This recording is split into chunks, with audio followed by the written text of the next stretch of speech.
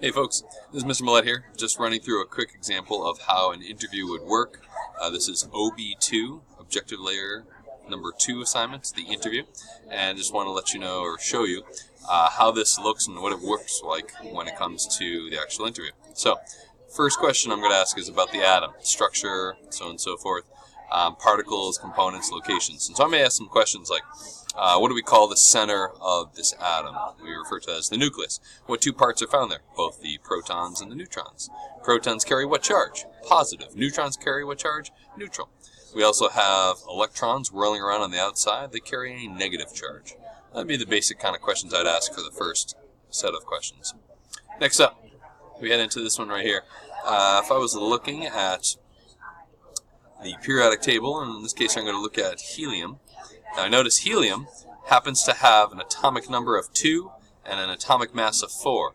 Please remember ape man, which means A, P, and E all have the same number, which is the atomic number. So if there's 2, that means there's 2 protons and 2 electrons. Now, continuing through on that, I see there's an atomic mass of 4.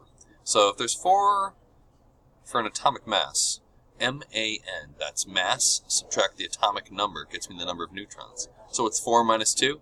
2. You got it. Alright, let's continue on here to the next set of questions. This question will be centered around molecules and how they are bonded. We've got two situations. We've got sodium chloride up here and we have methane down below.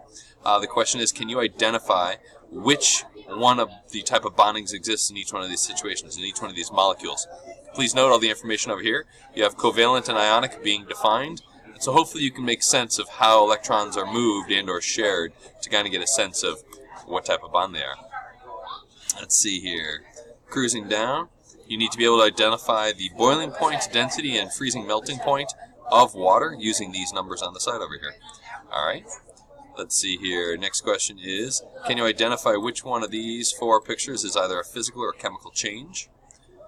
And let's see, in this case, I'm going to ask questions like, if I wanted to go from a liquid to a gas, would I need to add kinetic energy or remove it?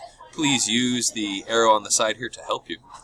Let's see, now we're looking at density. Which one of these boxes shows the most dense amount of particles? Hopefully you can figure that out by looking at it. Let's see here. Last set of questions. Nice. Conservation of mass. I'm going to ask you, can you tell me which one of these boxes shows a closed system where the inputs equal the outputs? So that's what's on the left equals what's on the right. And maybe also explain to me why some of these questions, some of these answers would be wrong.